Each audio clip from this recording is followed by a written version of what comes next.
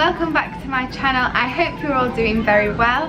Today, as you've probably guessed from the title, is going to be all about my 5 tips for successful breastfeeding. I feel like I am quite successful at breastfeeding at the moment because my first child I didn't actually breastfeed, and my second child I am now into 5 months of exclusively breastfeeding. So I feel like these tips probably would have helped me in the first kind of go around, and yeah, so I thought I would share these with you. I'm so sorry about all the noise I have got, but there's not a lot I can do about that. As you already probably know, my husband works full time, so I'm kind of on my own a lot. So I cannot run away from my responsibility to film this video, so bear with me and bear with the noise. Okay, so tip number 1 is understand from the beginning that it is going to be hard. Breastfeeding isn't easy and no one should ever tell you that it is. Some people get along with it a lot quicker and a lot easier than others, but I don't think it's ever super easy. I don't think anyone could say that from day one it's been perfect and an amazing journey.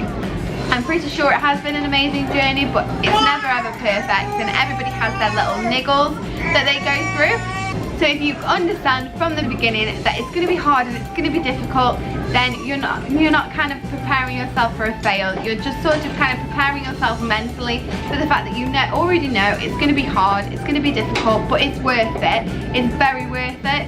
You're going to think that too when you're having those difficult nights, and you're just going to remember that actually, you know what, no one said it was easy. Just like labour, no one says it's easy, but everybody says it's worth it. Tip 2, now this is kind of a recent thing that I have started doing, and I found it so helpful. In the beginning I was very worried that 1, he wasn't getting enough, and 2, about developing mastitis. Sometimes I would convince myself that he didn't actually need a feed when he did. Babies are born with super teeny tiny little itty bitty stomachs. I don't know if I can even say another word that resembles tiny, but they are really tiny, so they can only take a small amount of milk at a time. Now in the first week or so, your milk is very hard anyway to get out, so your baby has to work quite hard, and it is like gold dust, absolute gold dust. They really need that first milk, that first week. That is so important for the babies, for their immune system, and it also helps to line their stomach. I've forgotten the word for it, but there is a special word for it. and it's not, I don't even know. I'm not even going to try and remember. I've got like toddler and baby brain right now. So anyway, moving on. But yes, so that first week, that milk, it's very thick, it's very creamy like, so it's quite hard for them to get through. After 3 to 5 days, your milk, your actual milk supply will start to come in, and this is where you start to leak and you start to, you know, hear about all the problems that most breastfeeding mothers encounter. So this is an important time to kind of keep some sort of track. You're not limiting or kind of like restricting yourself to only feeding at certain times. It's nothing to do with that. It's not like a food diary or anything like that. It is just simply something that you can put in writing, or you know, put somewhere on your phone that you can go, right, okay, so I fed at 10 and it's now 11:30, so yeah, okay, maybe he does want a feed. The tracker helped me to understand that actually, no, you know what it is, he did have a feed an hour and a half ago, not 10 minutes ago, which is like how it felt. So sometimes I would go like, gosh, you don't need a feed yet, you mustn't need a feed yet, it must be a nappy or a cuddle or something like that. I try and put him off a little bit. The more I put him off, the more my boobs started to get like kind of swollen, and I did kind of develop some form. I'm not quite sure if it was mastitis or it was just kind of, it was getting to that point. I did get the whole hot sweats, shivers and that kind of thing, but I managed to kind of hand express them off, and then also kind of jump in the shower, submerge it in water, you know, keep him feeding off that side as much as I could. And that was probably down to my own fault from telling myself he didn't need another feed, when in actual fact he did. It also helps for mums that worry about not giving their babies enough, which I did too. I think most breastfeeding mothers go through this. You can't see what's going in, so you can only see what's coming out, and sometimes they'll go a day without having a poo when they get a little bit older. Well, I say a little bit older, but you know, when they hit like sort of 3 months, 4 months, and I was kind of worried.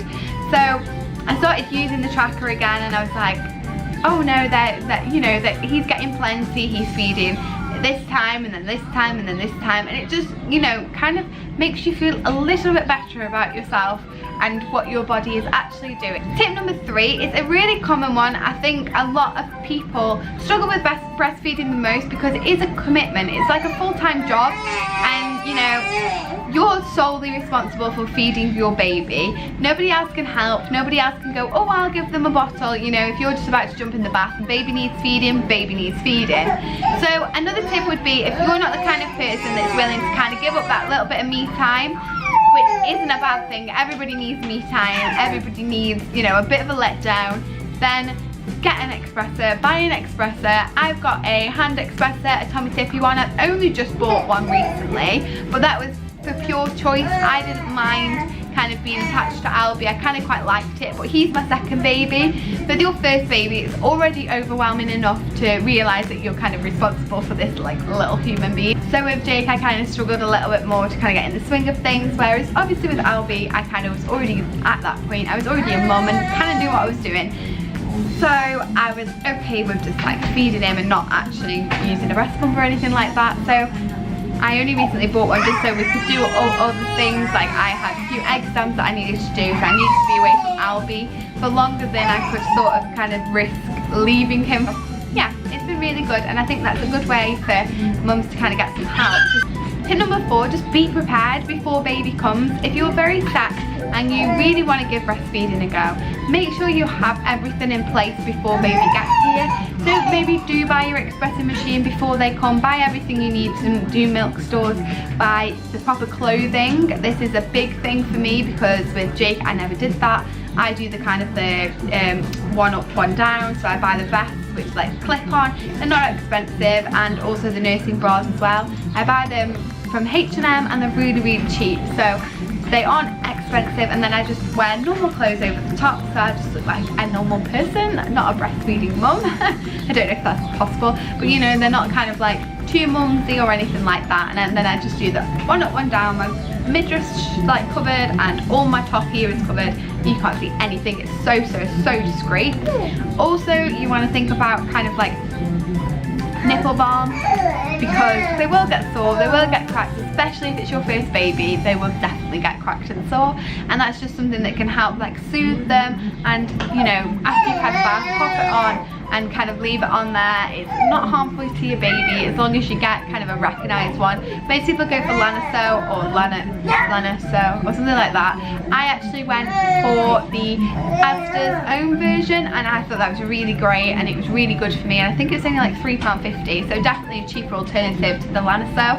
So yeah, there's plenty of options out there. Also breast pads for the times that you're gonna leak, because it will happen a lot in the beginning. And I always go to bed in one of these vests. They have a supportive bra built into them, so it's not like actually wearing a bra, but you are still supported, and that just stops you kind of like soaking your clothes and soaking your bed basically. And all these things are great preparation to make sure you're more likely to be successful that way. And finally, number 5 is it's all about the latch. As much as people tell it you, and you will ignore it no doubt, because I did, it is definitely all about the latch. No matter how many times somebody can tell you that and you ignore it, it's just not going to happen. You are not going to be successful because it's going to hurt. And you know, it's one of those things that's very important, and it's very important to get it from the beginning. Also, try and check for things like lip ties and tongue ties, because they're all things that contribute to a bad latch. So if your baby is consistently having a bad latch, no matter how much you're trying to get them to have a good latch, and you know what one looks like and you know what one is, and you're still getting a bad latch, then make sure you get that checked out by a midwife or a doctor, and see if you can't get that snipped. Or if you don't want to, then that's entirely up to you obviously, but it would help much, like it would make for much easier latching on for yourself, and it would make it much more comfortable.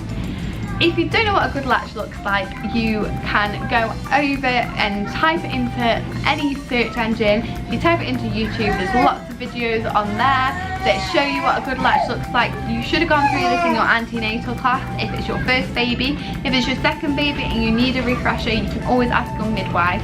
And there are also things like local groups around and stuff like that where there's lots of breastfeeding support and like breastfeeding teams around.